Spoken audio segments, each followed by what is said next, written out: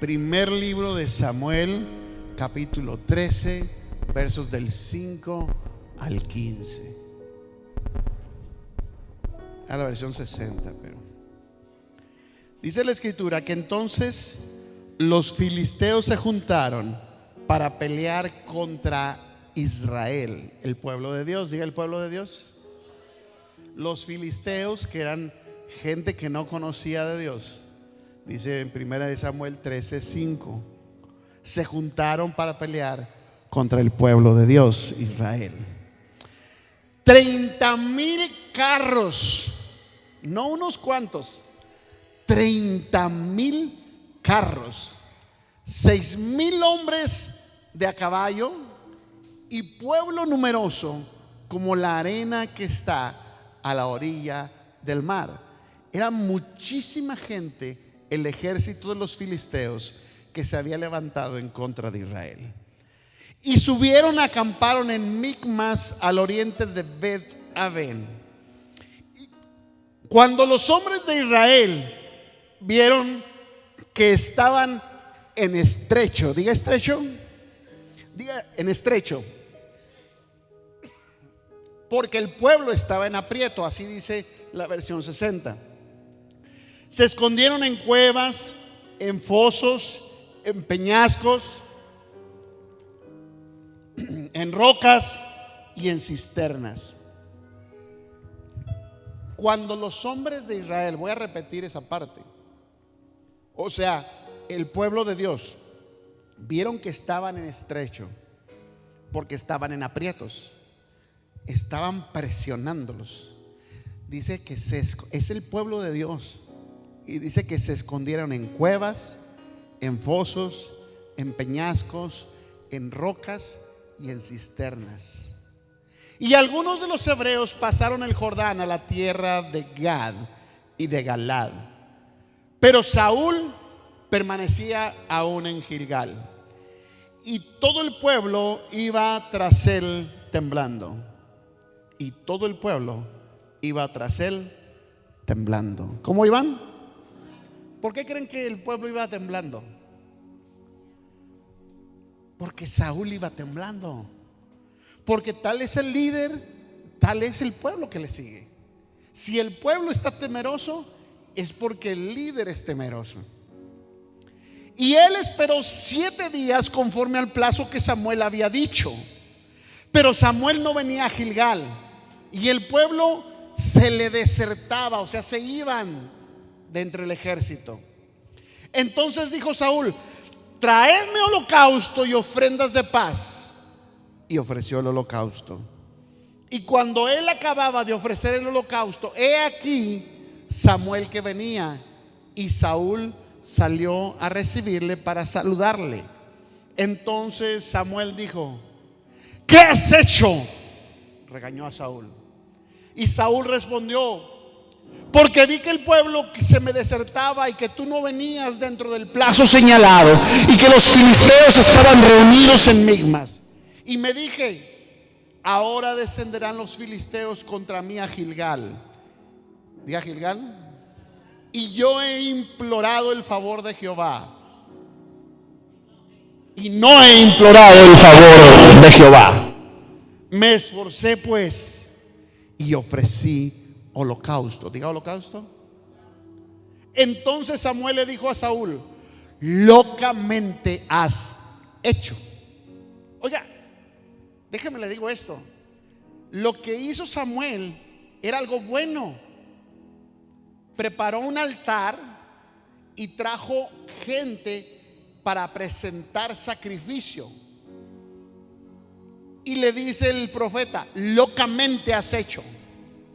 No guardaste el mandamiento de Jehová tu Dios que él te había ordenado. Pues ahora Jehová te hubiese confirmado tu reino sobre Israel para siempre, mas ahora tu reino no será duradero.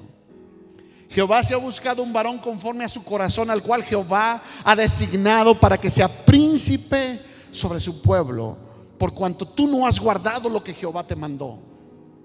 Y levantándose Samuel, subió de Gilgal a Gabá de Benjamín, Y Saúl contó la gente que se hallaba con él, como 600 hombres. Yo no sé si alguna vez has estado en un lugar estrecho, pero es algo terrible cuando sientes que no te puedes mover, cuando sientes que no puedes avanzar y entra una desesperación a tu vida. Así se sentía Saúl y así se sentía el pueblo, que no podían avanzar. Padre, en el nombre de Jesús, pedimos que tu palabra, Señor, llegue a nuestra vida.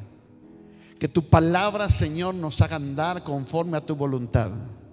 Que tu palabra, Señor, se manifieste en esta hora de tal forma en que podamos recibirla y ponerla por obra. Creer, Señor, a lo que tú estás haciendo y llegar, Señor, al lugar donde tú nos quieres llevar. En el nombre de Jesús, tu palabra se vuelve hacia nosotros para transformarnos. En el nombre de Jesús, amén. Siéntese, por favor. Algunos momentos en la vida parecieran estrecharse. Pareciera que de pronto en el lugar nos empezamos a sentir como que no podemos avanzar. Pareciera que se reduce el espacio y que no podemos encontrar salida conveniente para nosotros. Ya la pastora les platicaba un poquito de lo que pasamos el día de ayer. A las 3:50 de la hora de Miami suponía estar saliendo el avión.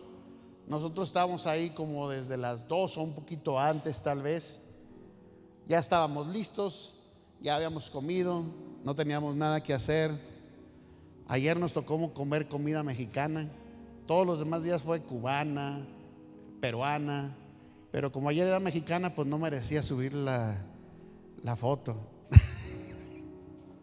Digo, es que toda esa la comemos todos los días, ¿verdad?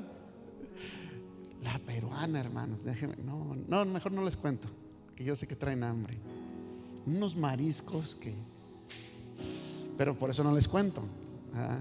Unos ostiones, qué bárbaros, camarones así, pero por eso no les cuento, porque si no luego les va a traer hambre. Y es que estaban deliciosos, no era solamente el ají que normalmente le ponen, sino que olvídese, por eso no le cuento. Suponíamos salir a las 3:50 de la tarde y 3 horas y media después estar bajando en Dallas, y después de Dallas, bueno, tomar un break como de 1 hora y cachito, 1 hora y media creo, si no me equivoco, y tomar el siguiente avión para acá y íbamos a llegar a las 8:20 de aquí de Albuquerque, a la hora de aquí. Y cuando nos abordamos, suben todos los grupos, toda la gente en desorden, porque eso parece que todos quieren entrar al mismo tiempo. Y bueno, entramos, nos sentamos, y cuando vimos que llegaba más gente, porque como que empezó a ser más lento cada vez la situación, y yo vi la hora, dije yo, ya deberíamos estar saliendo. Dije, a lo mejor es porque está entrando la gente tarde. Y me di cuenta que estaba lloviendo, porque la ventana se veía mojada, pero no supe qué tan fuerte estaba lloviendo, que ya teníamos un rato adentro del aeropuerto. Y de pronto nos dijeron: no podemos volar por causa de la tormenta, así es que vamos a estar un poco tarde. Y los vuelos viajan con lluvia y hasta con nieve y todo lo que ustedes quieran, sí, están diseñados para eso. Pero cuando hay rayos es entonces que no se pueden arriesgar.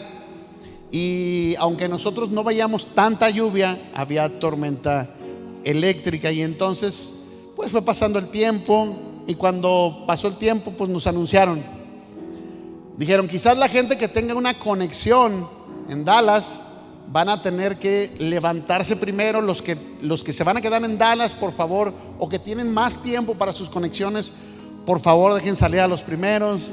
Y algunos van a tener que correr a las otras puertas, y el aeropuerto de Dallas no es un aeropuerto chiquito. Tienen uno que correr por los pasillos, subirse al metro y llegar a las otras salas, y todo eso es un rollo. Y dijimos, pues vamos a tener que correr. Les dijimos a todos, vamos a tener que correr. En cuanto se pare esto, agarramos maletas y salimos corriendo. Y pues no, el tiempo pasó y nos empezaron a dar otras instrucciones. La bahía seguía teniendo tormenta y como el aeropuerto está a la orilla de la bahía prácticamente y tiene que salir con esa dirección, después viaja un poquito sobre el mar y después sale hacia la tierra, pues no podíamos despegar y nos dijeron vamos a tener que esperar más tiempo. Les pidieron incluso la gente de ahí de Miami que eran nativos de ahí o que vivían ahí, les dijeron ustedes pueden bajar del avión porque ya no van a alcanzar sus conexiones nadie, entonces es mejor que se queden aquí y pidan otro avión, otro vuelo el día siguiente. Pasaron casi 3 horas, hermanos, ahí sentados, como dice la pastora, encerrados, sentados, y los aviones no son nada cómodos, ¿verdad? Encerrados. Quiero platicarles acerca de eso porque yo sufro una situación cuando estoy en lugares encerrados y subirme al avión para mí es un poquito difícil porque empiezan a cerrar las puertas y la compresión del aire se siente muy fuerte.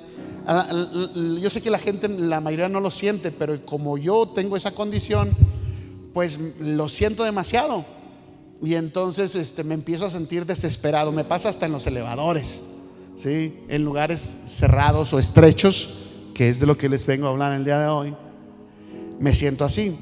Imagínense estar 3 horas y media de vuelo arriba, ya es mucho, pero pasar otros 3 horas antes sentado adentro y con los oídos tapados y todo ese asunto, el murmullo de la gente, que algunos están hablando, otros están quejando, cosas como esa, es desesperante.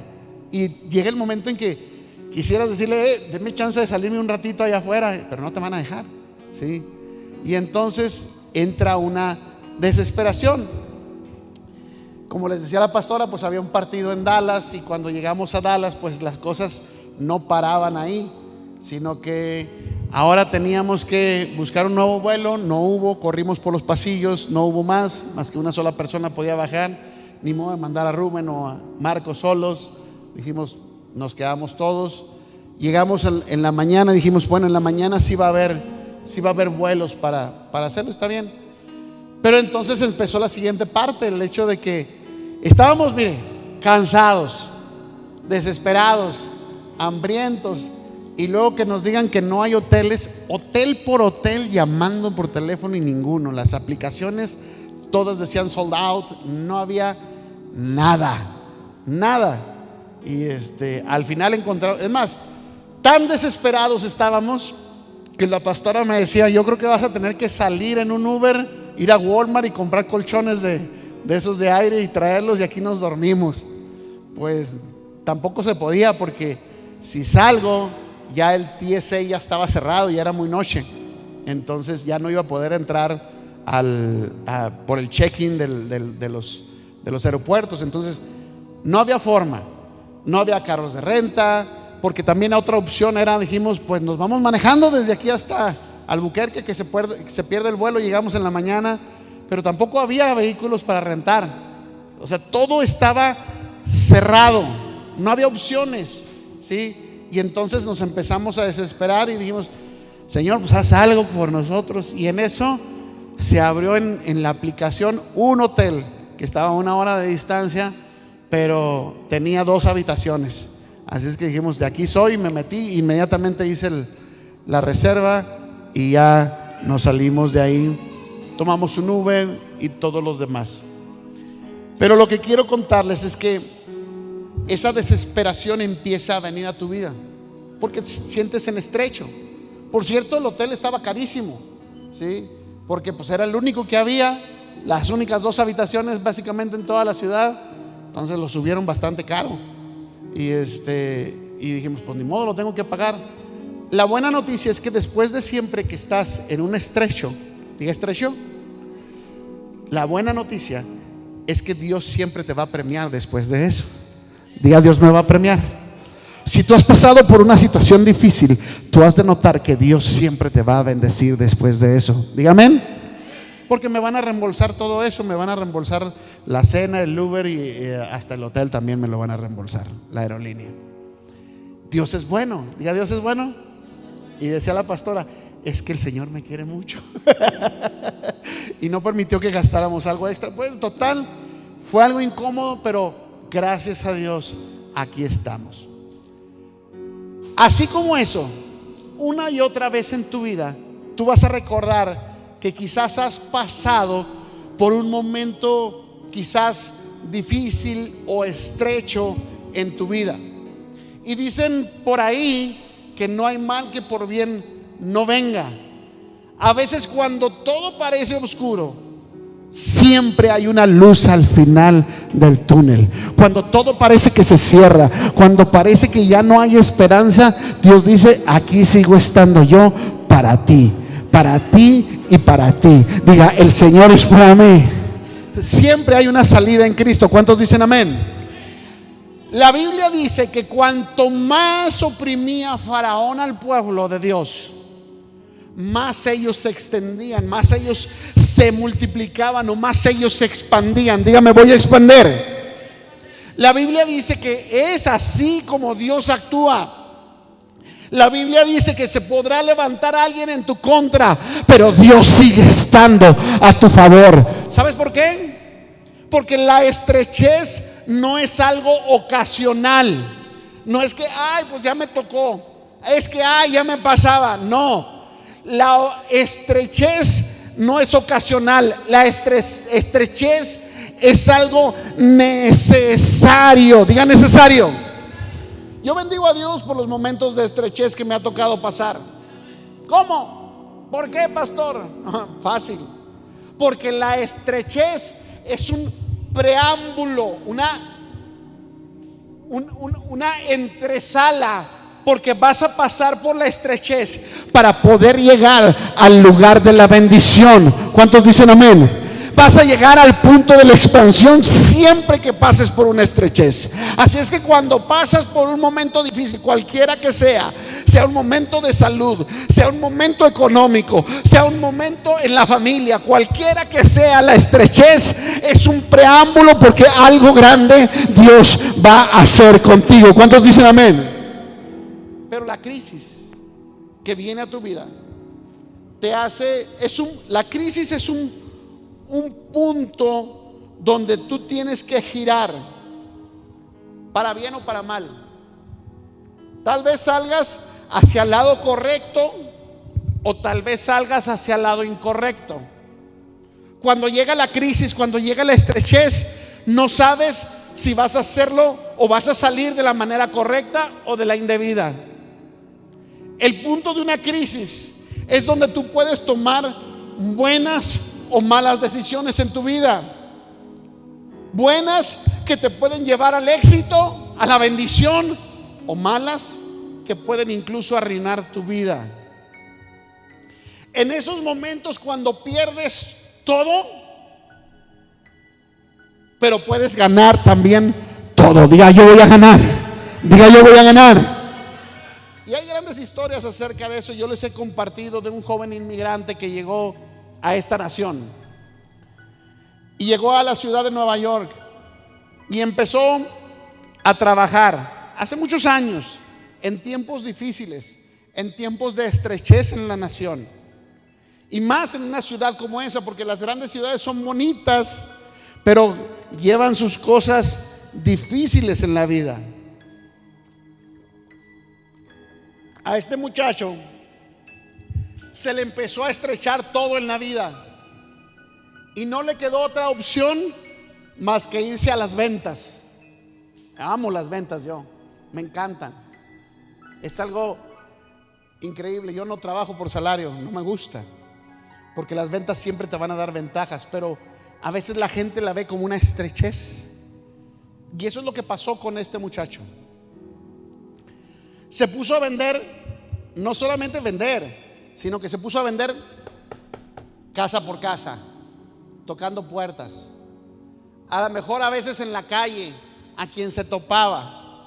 Y no solo eso, el producto que vendía jabones. ¿Quién compra jabones cuando te tocan a la puerta? Imagínate que van y te tocan la puerta y tú estás cenando y estás bien a gusto, y luego te tocan a la puerta y tú abres y te ves a un muchacho, un adolescente que te dice: te vengo a vender un jabón, y tú te volteas a ver: ¿oleré feo? ¿O por qué me quiere vender un jabón? Pues este muchacho se puso a vender jabones en las casas, en las calles. Y no creas que le iba muy bien, pero este muchacho no tenía otra opción y comenzó a ganarse la vida así. Y empezó a trabajar y empezó a luchar. Una noche que estaba muy cansado, comenzó a llover. Y entonces él salió corriendo a refugiarse y no hallaba dónde refugiarse de la lluvia. Era una lluvia bastante intensa en la noche con el frío de Nueva York. Y entonces lo único que vio abierto para poder refugiarse era una iglesia. Y ahí se metió. Y ahí escuchó una predicación. El pastor estaba hablando de un momento de estrechez. En el libro de Génesis, la historia cuenta que Dios permitió que Jacob llegara a una estrechez en su vida, la más terrible de todas.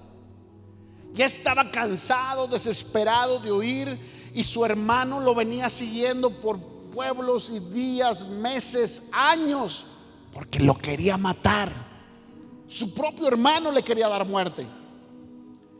Y entonces en ese momento él tiene una visión y él pacta con Dios.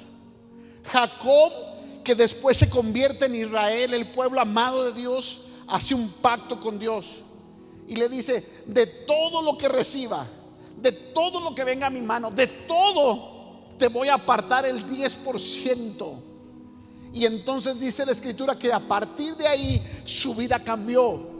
Las cosas comenzaron a ser diferentes para Jacob. Dios mismo le cambió el nombre y le dijo: ya no eres un Jacob, un ladrón, porque eso significaba Jacob, sino que le dice: a partir de ahora serás mi príncipe, porque Israel significa eso, príncipe de Dios. Y entonces la vida le cambió a Jacob. Y cuando este muchacho que vendía jabones sale de ese lugar, sale con una visión diferente. Y dijo: Señor, si lo hiciste con Jacob, lo puedes hacer también conmigo.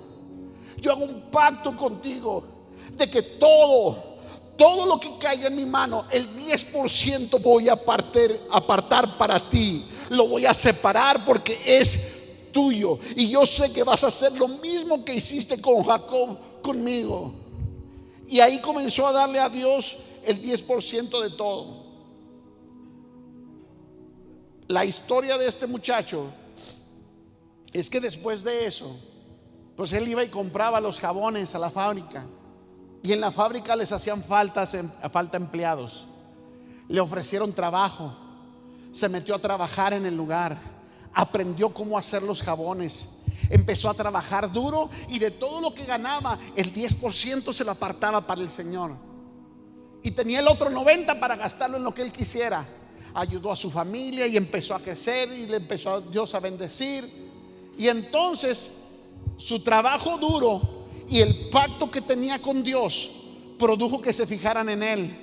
Y ya no era el trabajador aquel, sino que empezó a ser supervisor. Y después, con el tiempo, al ver cómo este muchacho se empezaba a desarrollar, dijeron: este puede administrar la fábrica completa. Y ya estaba en el nivel más alto de la fábrica. Y el dueño de la fábrica enfermó un día, y como no tenía herederos, ¿a quién creen que le heredó todo? A ese muchacho que había hecho un pacto con Dios. Y entonces él le cambió el nombre a la fábrica y le dijo: ya no se va a llamar Jabones no sé qué, sino que le voy a poner mi apellido, William Colgate. Y a partir de ahí, la empresa Colgate empezó a crecer, empezó a desarrollarse, Y cuando este muchacho empezó a ver el crecimiento de la compañía, dijo: ya no voy a apartar el 10, voy a apartar el 20%. Y cada vez que hacía las ganancias de la compañía, agarraba no 10, sino el 20. Y Dios lo empezó a bendecir más y se empezó a expandir. De un momento de crisis y de estrechez, Dios lo llevó a una abundancia tal que ya no era el 20, sino que dijo: bueno, ahora si con el 10 me fue bien y con el 20 me va mejor, ahora voy por el 30. Y después se brincó al 50, hasta que llegó al 90% de sus ingresos. Hoy en día Colgate-Palmolive, que es la compañía completa de esto, sigue haciendo lo mismo. El 90% de las ganancias de la compañía lo dedican a expandir el reino de Dios en el mundo. Es una de las compañías más grandes y más conocidas. Usted va y pregunta aquí en los Estados Unidos una pasta Colgate y le dicen en qué estante está en la tienda. Si usted va en México, también todo el mundo sabe quién es Colgate. Si usted va a Centroamérica, si usted va a Europa, si usted va a Asia, todo el mundo sabe quién es Colgate. ¿Sabes por qué? Porque un momento de estrechez te puede llevar a tomar tan buenas decisiones y hacer un pacto con Dios de tal forma en que Dios te bendiga de una manera increíble. ¿Cuántos dicen amén? ¿Cuántos han pasado por un momento de estrechez? ¿Han pasado por un momento de dificultad? Déjame decirte algo: no te has librado de ellos. La estrechez va a seguir viniendo, pero tú vas a saber qué es lo que tienes que hacer: tomar buenas o malas decisiones. Si tú tomas malas decisiones, puedes seguir en la condición que estás o incluso perderlo todo. Pero si tú tomas buenas decisiones y pactas con Dios, Dios te va a bendecir en grande. Diga: Dios me va a bendecir en grande. Diga: Dios me va a bendecir en grande. Aleluya. La pastora no les dijo cuánto ofrendamos, ¿verdad? Yo tampoco. Un día se los voy a decir, y a lo mejor no muy lejos. Pero lo que sí le voy a decir es que este tiempo es un tiempo de estrechez. Estamos viviendo tiempos difíciles. Y no solamente eso, los tiempos van a ser más difíciles todavía. No hay economía, no hay salud, los gobiernos no saben ni qué hacer, y las cosas van a estar peores. Pero para los hijos de Dios, los que somos fieles con Dios, las cosas van a ser diferentes. Diga: yo voy a ser diferente. Aquellos que somos fieles con Dios, vamos a ver cosas increíbles sobre nuestra vida. Mientras otros caen, nosotros nos vamos a estar levantando, no solo para nosotros, sino para poder expandir el reino de Dios. No solo para nosotros, pero también para nosotros. Pero no solamente para nosotros, sino para expandir el reino de Dios. Diga: yo voy a expandir el reino de Dios. Pero déjame decirle algo: el mundo ha sido metido en estrechez. El mundo fue sacudido por todo esto que hemos visto durante 1 año y medio. Pero es el tiempo en que el ejército de Dios, los hijos de Dios, se tienen que levantar con gran confianza en Dios. Porque yo puedo confiar en Dios. ¿Cuántos saben que pueden confiar en Dios? De donde Dios ha sacudido este mundo puede salir algo muy bueno. Un pueblo se puede erigir con fuerza, con vigor, porque vamos a ver cosas grandes y maravillosas. ¿Cuántos dicen amén? Pero vamos a seguir viendo cosas terribles en nuestra vida. Vamos a seguir viendo cosas terribles en el mundo. No sé si usted se ha fijado, pero todo está enloquecido. Hay terremotos por donde quiera. Y no crea que van a parar. Al contrario, van a ser más difíciles. Hay ciudades que ya saben que tiembla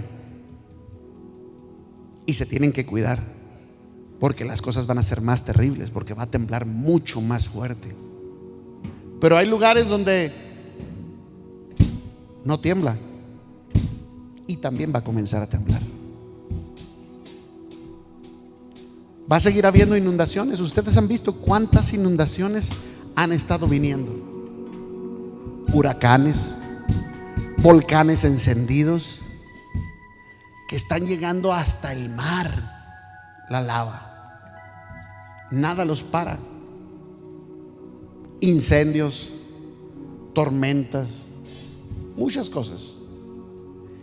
Esa crisis y esos momentos van a revelar el carácter de cada uno de nosotros.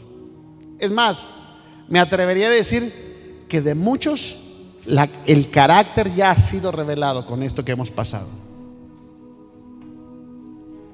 Hay pastores e iglesias que han revelado su verdadera identidad, que dicen creer en Dios, pero la realidad es otra. Que tienen miedo a enfermarse, que tienen miedo a contagiarse. Pastores que en lugar de levantarse como líderes llenos de Dios, se levantaron como aves de mal agüero, hablando más del miedo que de Cristo, hablando más de los problemas que la sangre de Cristo, que es la solución a todas las cosas. Y no solamente eso, asustando a la gente. Que te pongas esa cosa en la boca, que vayas y te pongas esa cosa ahí en el lado, porque si no te vas a enfermar y te vas a contagiar. Que uno murió por aquí y otro murió por allá, asustando a la gente. En vez de levantarse como hombres de Dios, en vez de levantarse como hombres llenos de fe, lo único que hicieron fue esparcir el miedo e infundirlo en otros. No está mal que te pongas esa cosa en la boca. Yo me puse un sombrero que andaba de vacaciones, y aunque a mi esposa no le gustó, a mí sí me gustó y de todas maneras me lo puse. Así que si yo me pongo un sombrero ridículo en la cabeza, pues tú ponte una cosa ridícula en la boca, no hay problema. Yo no te digo que no. Es más, yo me la tuve que poner durante todo el vuelo porque me la exigieron, entonces tuve que hacerlo. Pero es ridículo que un montón de gente, 200, 300 gentes adentro del avión, encerrados, pegados unos con otros, ¿sí? Y todos así con su... Pero a la hora de los cacahuates y de la soda y todo eso, todo el mundo se lo tiene que quitar. Y nadie dice, no, yo no, porque no, écheme otra coca, pues. ¿Me entiende? Esa es la verdad. Hay gente que sí tiene miedo. Cada quien decide si se pone esa cosa en la boca o si se pone la otra en el brazo. Cada quien decide. Pero infundir miedo y que yo me parara aquí a decirles, tienen que ponerse eso porque si no se van a morir. No sean tontos. Están viendo la situación en la que estamos viviendo y ustedes que no se ponen todo eso. ¿Qué voy a hacer cuando llegue la crisis real a mi vida? ¿Qué voy a hacer cuando la estrechez llegue a mi casa, a mi familia? Hay dos cosas que se pueden hacer cuando la crisis o la estrechez llega a tu vida: reaccionar o responder a la crisis. ¿Sabe cómo se reaccionan? Con las tripas. La gente cuando se enoja, aquí siente todo. Y hasta se retorce. Porque aquí es donde sienten todo, en las tripas. O puedes responder con sabiduría. Dios quiere saber quién eres tú. Cuando reaccionas con las tripas es porque eres inmaduro. Ya decía la pastora, no sabía de qué iba a hablar yo, Ya decía la pastora que algunos decían, ay, me miraron mal, ay, no me dieron like, o ay, allá se están burlando de mí las que están hablando allá. Y luego van con mamá a quejarse, mamá, o, pastora. Allá me sacaron la lengua y acá hicieron lo otro. Y es que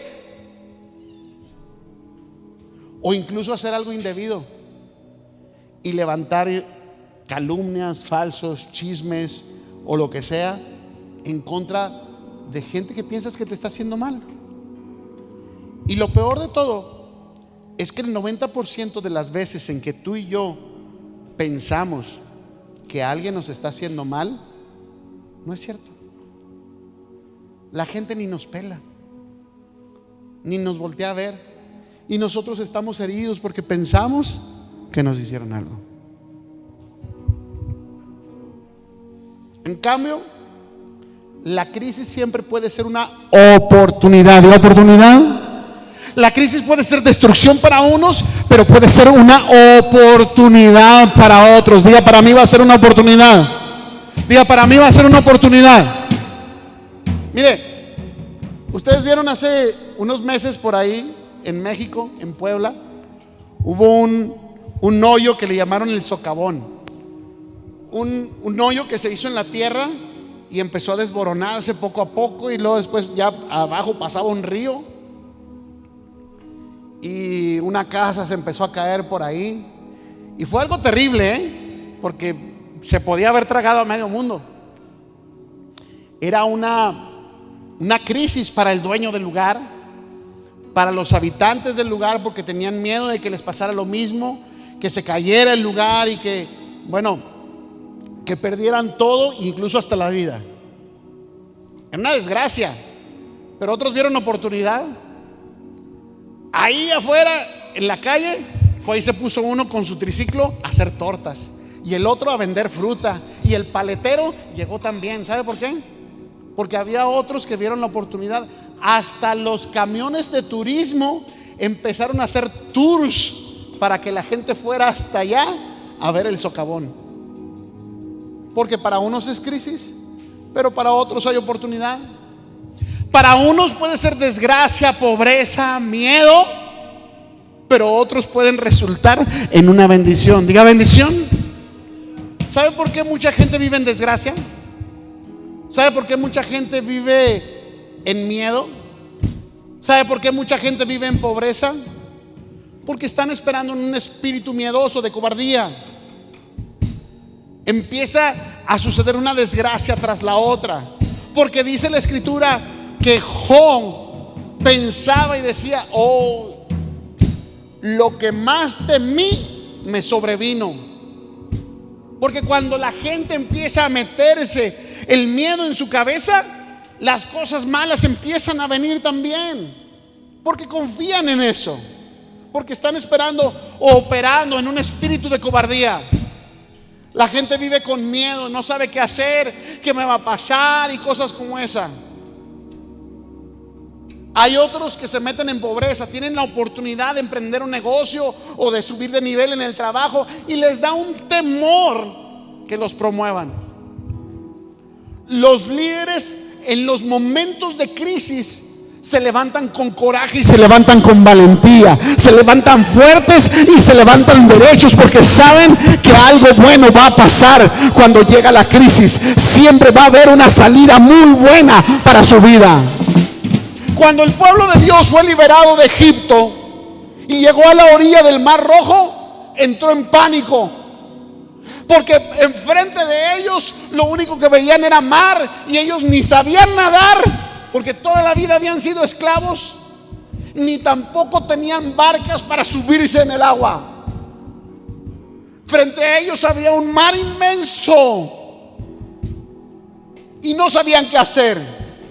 Y de pilón detrás de ellos venía todo el ejército de Faraón: espadas, lanzas, jabalinas y todo lo que significaba muerte. Y ellos no tenían ni una sola arma, estaban desarmados totalmente. Era muerte segura.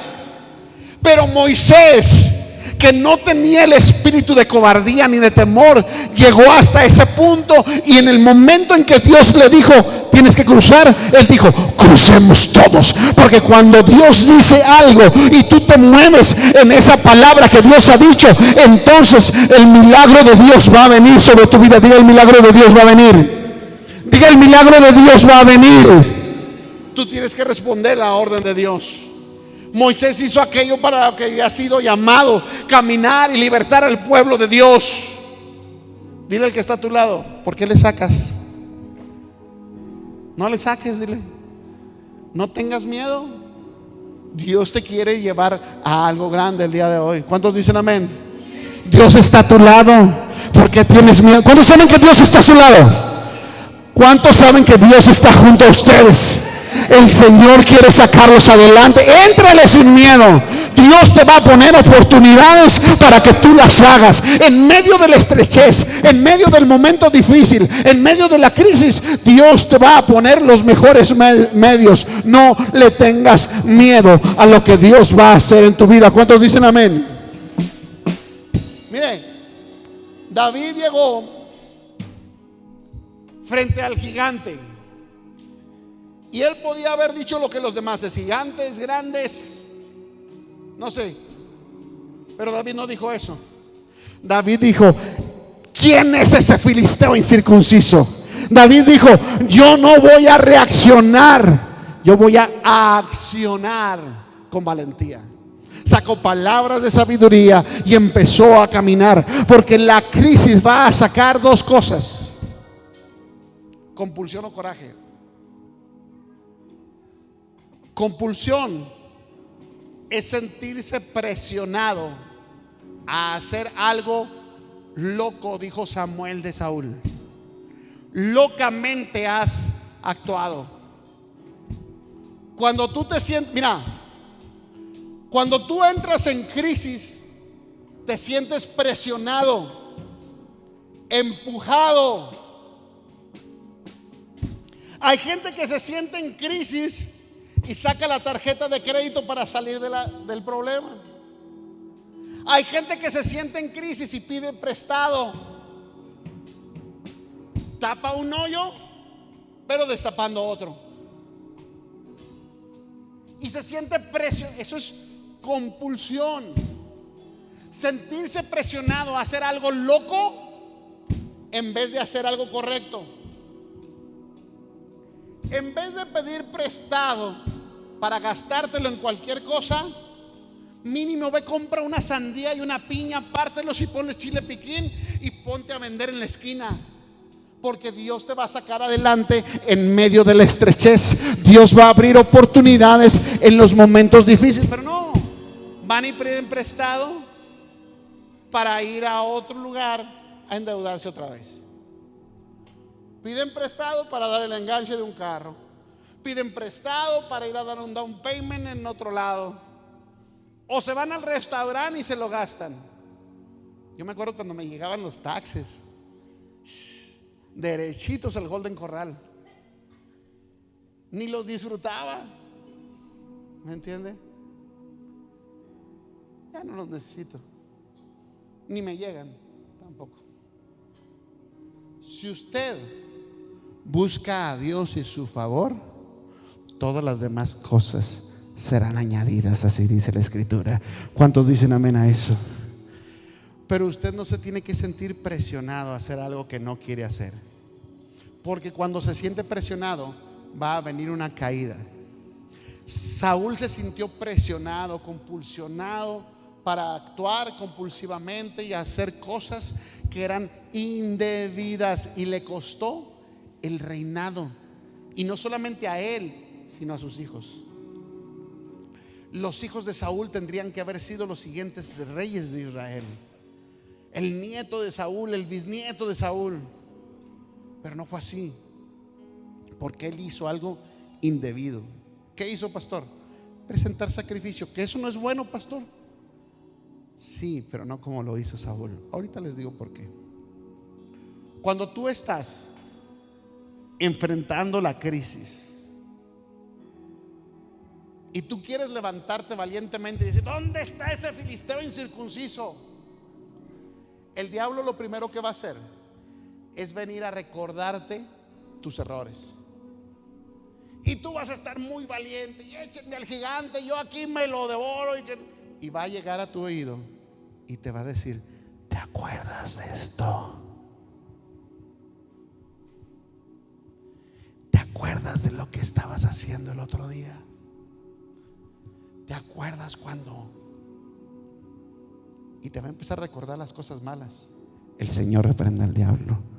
Porque aunque venga a recordarte tu pasado, tú tienes que recordarle que tú tienes un futuro en Cristo. Y lo que Dios ha dicho de ti es mucho más grande que lo que Él puede conocer en tu pasado. Vas a tener errores y fracasos, sí, pero el diablo es un mentiroso. Y lo que está adelante de ti es mucho mayor que lo que hayas hecho mal. Dios quiere hacer cosas grandes contigo. ¿Cuántos dicen amén?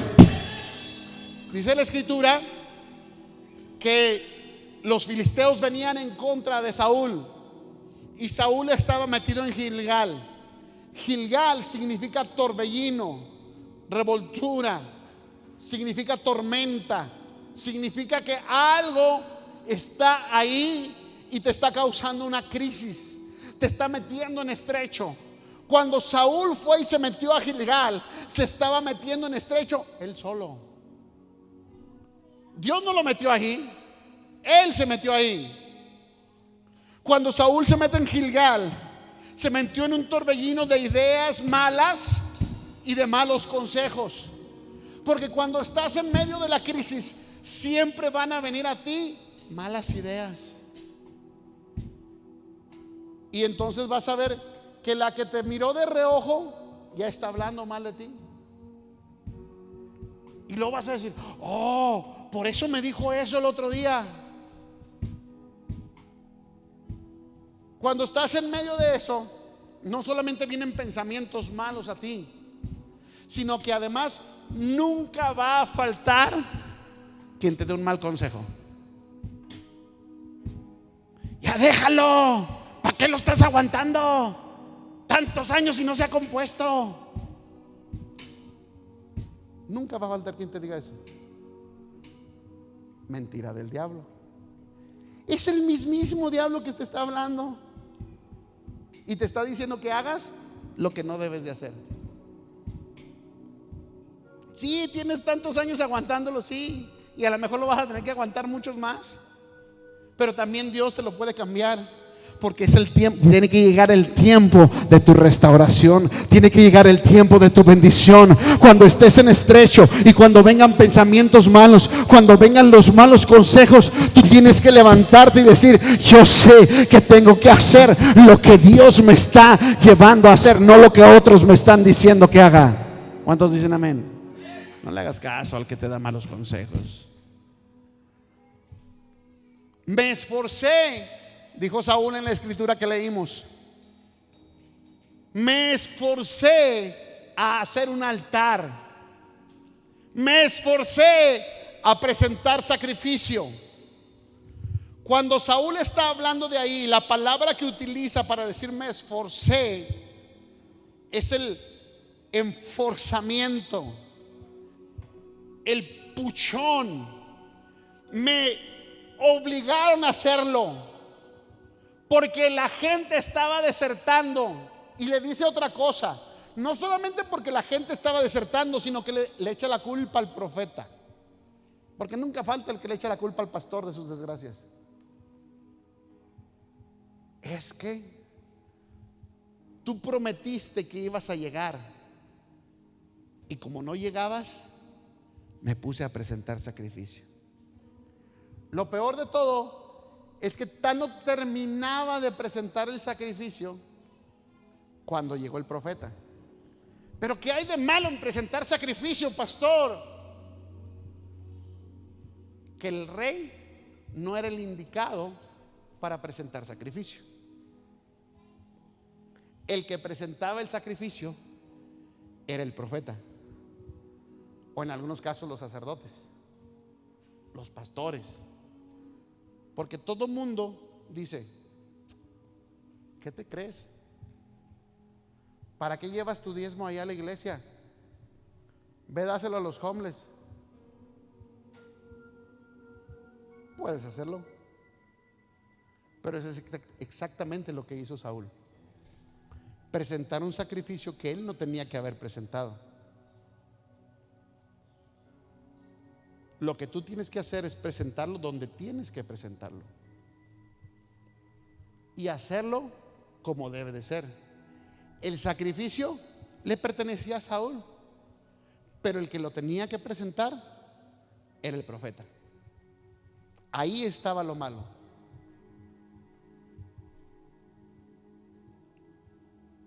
Alguien tiene que decirle a la gente que están haciendo malas cosas.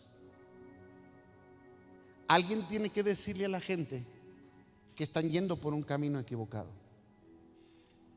Alguien tiene que decirle a la gente que dice: no, a mí no me pasa nada. Te va a pasar. No, yo nunca me he caído. En algún momento te puede pasar. Dije el domingo pasado, las muchachas dicen: ay no, yo lo voy a traer, lo voy a convertir y va a ser. La Biblia dice que un mismo suceso sucede muchas veces. No hay nada nuevo debajo del sol. Cuando les decimos te va a ir mal, es porque no lo estamos deseando eso, sino porque sabemos que eso es lo que va a pasar. En la casa misma nos ha pasado, entre la familia nos ha pasado. Les dicen: no hagas esto, no hagas lo otro. ¡Pah! Alguien tiene que levantarse y decirles: vas por un mal camino. ¿No quieres diezmar? A mí no me afecta. A ti es el que te afecta. A ti es el que te está lastimando tu economía. Oye, si el doctor te dice: ¿sabes qué? Estás malo del corazón. El Uber que me llevó ayer me dice: es que fui al doctor y me dijo que estoy malo del corazón, pero el café no lo puedo dejar. 2 tazotas así, jarrones de café traía ahí adentro. En cuanto abrí el carro, olía café. El café no lo puedo dejar. ¿Sabes por qué puso el Señor al doctor ahí? Para que le dijera a este que no puede. Porque si sigue tomando café, se acabó el corrido.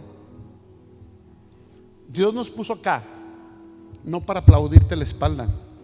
Sí, claro que sí.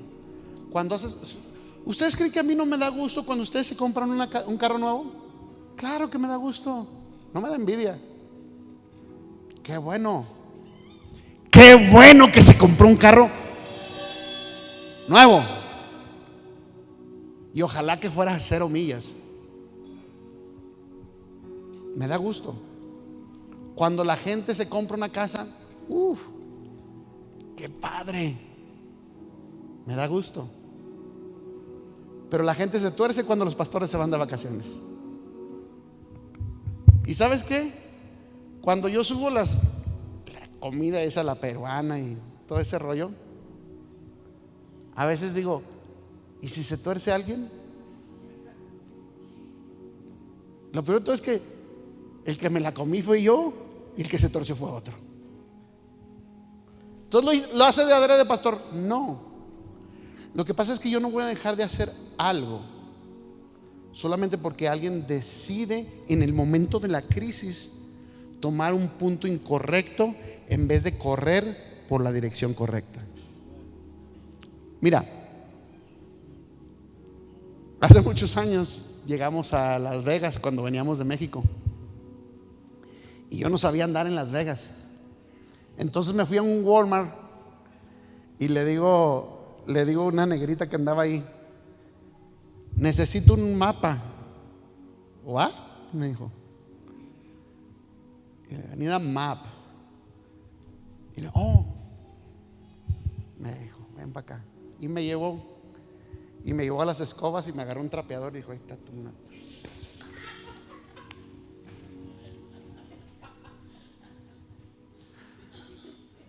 No, le digo, las streets, las avenues, los boulevards. ¡Oh! Hace 17 años. Y ya me llevó y me sacó un mapa de la ciudad. Me dijo, aquí. Here, me dijo. Ok. Y así aprendí a andar en Las Vegas. Cuando me fui a Los Ángeles, es un mundo, ¿sí? Más de 20 freeways, ¿eh? Y me lo sé de arriba abajo, sé andar para arriba y para abajo. Porque me decían, te agarras este y el otro y aquí y allá, y te bajas en tal lado y ahí das vuelta a la izquierda, y donde veas un burro parado, ahí es. Bueno. Y aprendí, ¿sí? Ahora está más fácil, porque tu teléfono trae una cosa que se llama GPS. Y cuando tú quieres llegar a algún lado, esa cosa te va guiando y te dice, Sonso, ya te pasaste, date la vuelta en un. Te regaña. Y luego tiene voz de mujer, porque las mujeres son las que regañan. ¿No se ha fijado que los GPS siempre tienen voz de mujer? Para no perder la costumbre.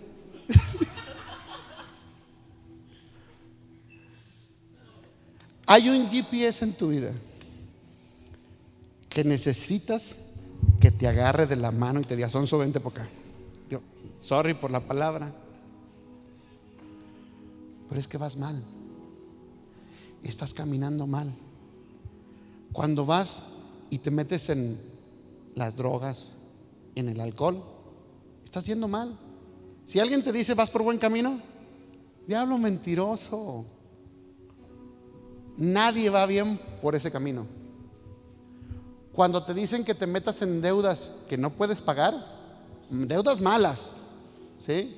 Que te compres una casa y un carro son necesarios, ¿sí? Y depende todavía del carro que te compres, ¿sí? Allá en Miami me fui y me paré en un lado de un Maserati. Y en eso llega la negrita y lo abre, descapotable, de esos que no parecen descapotables, pero se abrió y le digo, nice car. Y dice, ¿sabes cuánto vale uno de estos? Le digo, no. Dice, es usado, me dice, pero lo compré por $650,000. Me dice, $650,000. Nice car, le digo. Yo no me voy a meter en esas cosas. No tengo necesidad, porque sería ir a meterme en un lugar donde yo no soy llamado a hacerlo. Yo no necesito eso. Yo no necesito presentar un holocausto para mí como esos. Yo agarro esos 650,000 y los pongo en la obra de Dios. Hijo, hermano, no sabes qué bendición va a traer Dios sobre mi vida. ¿Para qué quiero andar paseando un carro que yo no necesito? Con la mía que me costó 10, ando bien contento. Y todavía la gente dice, oh, el pastor se compró camioneta nueva. No, hombre, si está bien corrida. Porque alguien te tiene que decir, agarrar de la mano como el GPS y decirte, hey, acá. No es por allá. No camines por ahí. Cuando tú criticas lo que pasa acá en la iglesia, hace falta que alguien te diga, vente para acá. Te me estás saliendo del huacal. Te estás yendo por un camino incorrecto. Pastor, ya sé que tardó mucho. Sí, pero es que alguien te tiene que decir esto. ¿Qué gano con venir y aplaudirte? ¿Qué gano con venir a decirte todo está bien? ¿Sabes qué voy a formar? Una iglesia hipócrita. Una iglesia que nomás va para que lo hagan sentir bien. No, yo no quiero eso. Yo quiero una iglesia que se comprometa con Dios. ¿Sabes por qué? Porque en el compromiso con Dios está tu bendición. Si tú te comprometes con Dios, Dios te va a bendecir en grande manera.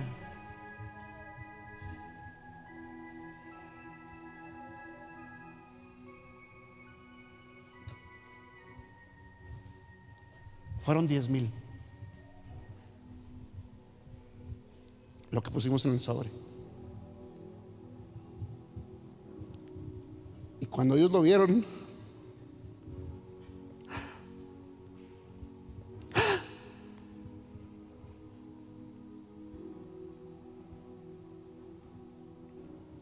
eso es lo mejor que pudo haber pasado. si tú te tuerces porque yo doy $10,000 de ofrenda, pero que ellos, mis hijos, a quien yo estoy guiando, digan: ahí se cumplió el propósito, porque yo les tengo que enseñar lo que tiene que suceder. Yo no voy por algo pequeño, yo voy por algo grande. Y si antes con $1,000, $2,000 Dios me bendecía, espérate a ver lo que Dios va a hacer. Y ¿sabes qué? Lo más tremendo es que yo no he tenido que correr a ningún lado en este tiempo. Yo estaba bien a gusto manejando por la calle un día que me habló mi esposa y me dijo: está llamando a alguien que si no les queremos vender el templo. Pues dijo: ya le di tu email. Y cuando me mandó el email: hey, ¿cuánto quieres? Nada, no me interesa vender. Y vinieron y dije: yo no quiero eso. ¿Por qué no? Es el valor del mercado. No, es que no es el valor del mercado. A mí no me mueve el valor del mercado.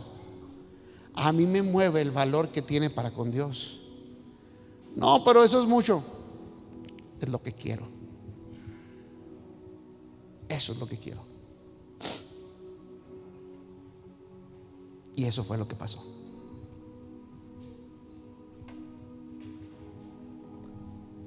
Yo no fui a buscar un negocio para Marcos y Adrián. Casi me vinieron a tocar la puerta. El otro negocio que vamos a abrir, yo no lo andaba buscando. En el Facebook un día di un like y de ahí salió.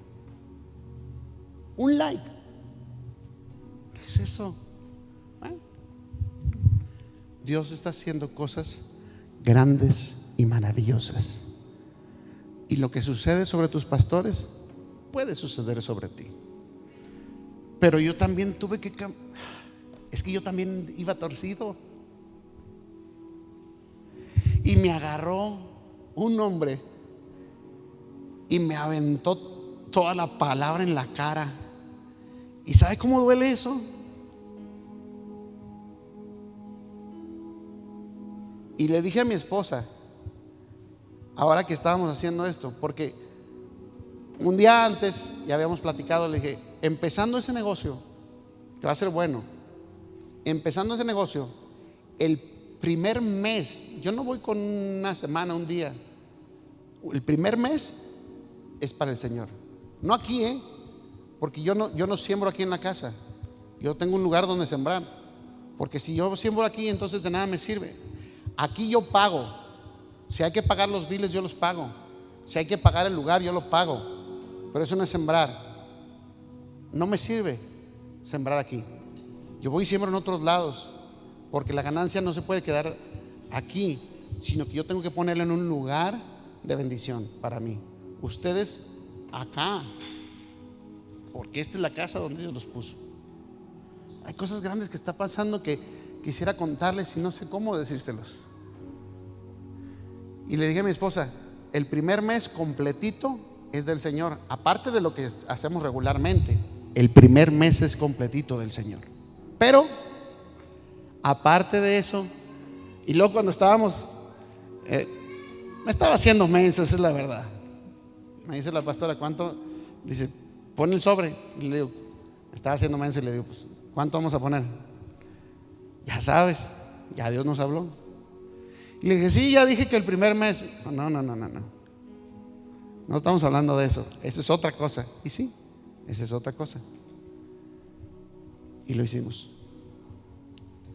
Y no se los iba a decir, sinceramente, porque no es para decir: oh, wow. Eso no sirve de nada. Les estoy moldeando a ellos porque son mis hijos, pero ustedes son mis hijos espirituales. Y lo que nosotros hacemos es romper para entonces que Dios venga y haga lo que tiene que hacer.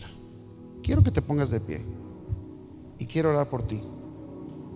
Yo sé que ya me fui largo, pero es que la pastora ya se había ido larga y yo no me puedo quedar atrás.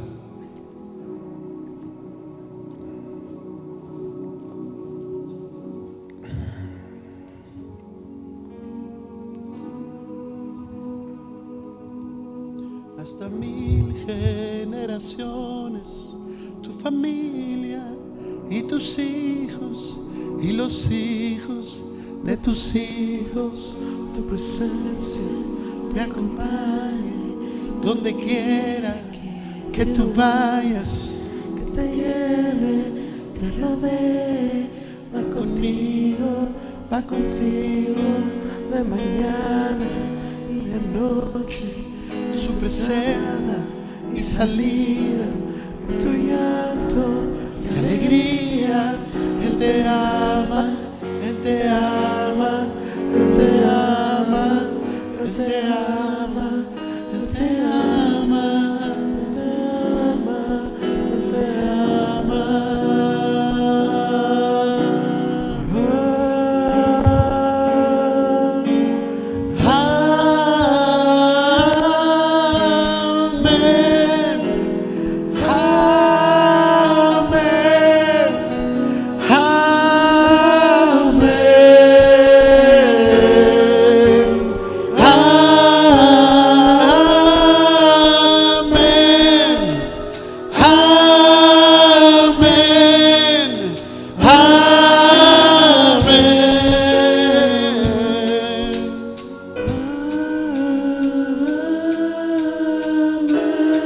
Cierra tus ojos, levanta tus manos al cielo.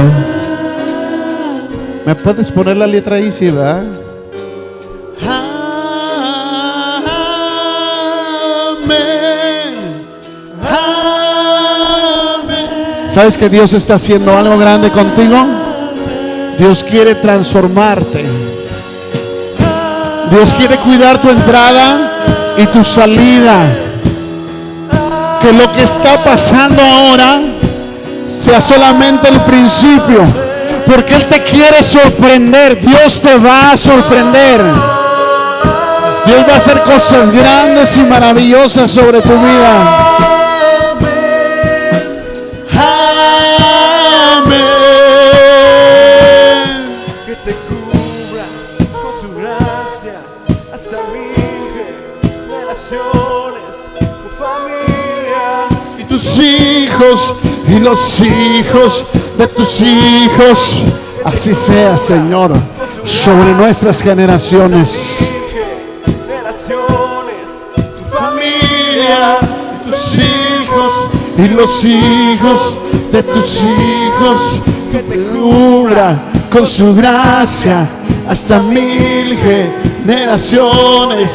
tu familia, de tus hijos y los hijos de tus hijos, que te cubra Con su gracia, hasta 1000 generaciones, tu familia, porque la bendición de Dios es generacional. Lo que, te acompaña, lo que Dios haga contigo que tú no es nada. Lo que Dios haga contigo no es nada. Espérate lo que va a pasar con tus hijos. Espérate lo que va a pasar con tus nietos, porque Dios te va a llevar a más. ¿Sabes por qué? Porque Él te ama. Diga, Él me ama. Él me ama.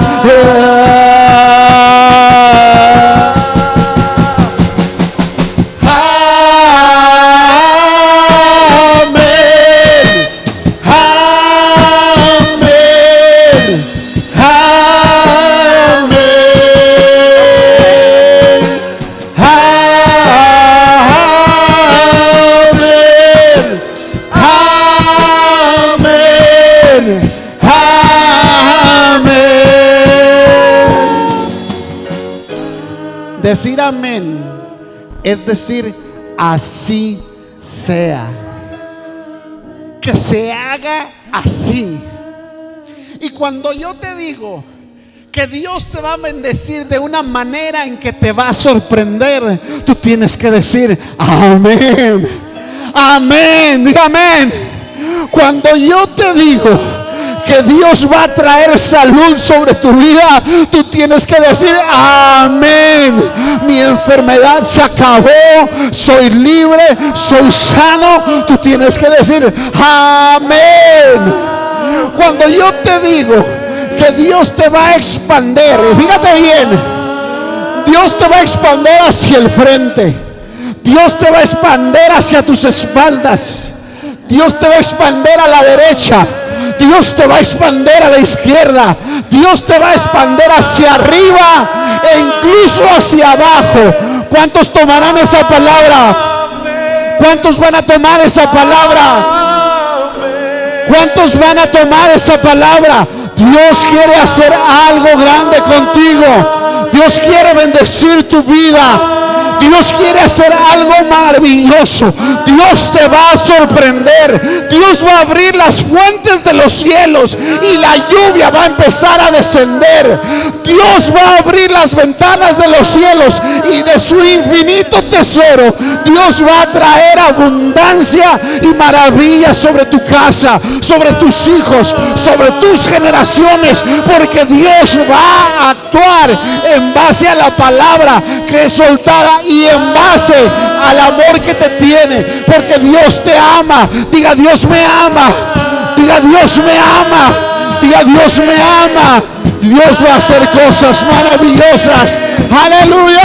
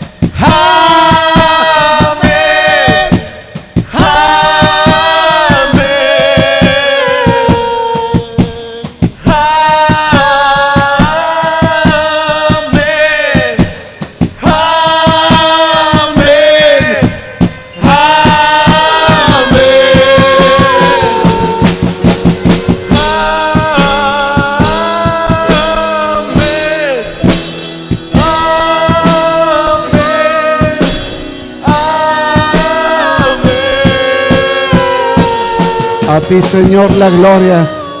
A ti, Señor, la honra.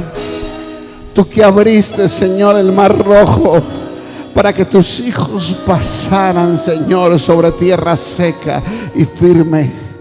A ti, Señor, que derribaste al gigante con la piedra de David. A ti, Señor, que abriste el Jordán. A ti, Señor, que derribaste los muros para que tu pueblo conquistara una tierra. A ti, Señor, que dijiste que todo lo que pisáramos con la planta de nuestros pies sería nuestra. Hoy tomamos posesión de una nueva tierra, porque somos conquistadores. No somos, Señor, aquellos que colonizan solamente. Somos conquistadores. No somos solamente los que llegan a un lugar, sino somos aquellos que toman por la fuerza lo que tú les has entregado y hacen, Señor, que esa tierra produzca. Esta tierra es tierra fértil y esta tierra va a producir. Veremos frutos sobre tus hijos. Mañana, Señor, tan pronto como mañana, estaremos viendo lo que tú estás haciendo, y lo que ha sucedido sobre nosotros sucede sobre nuestros hijos espirituales. Esta casa se llenará de fruto. Esta casa se llenará de testimonio. Esta casa verá tu gloria. Esta casa verá tus maravillas y tu gloria. Gracias, Señor. Gracias por tu poder. Gracias por tus maravillas. Aleluya, alaba el nombre del Señor. Alábalo porque Él es bueno. Aleluya, adóralo.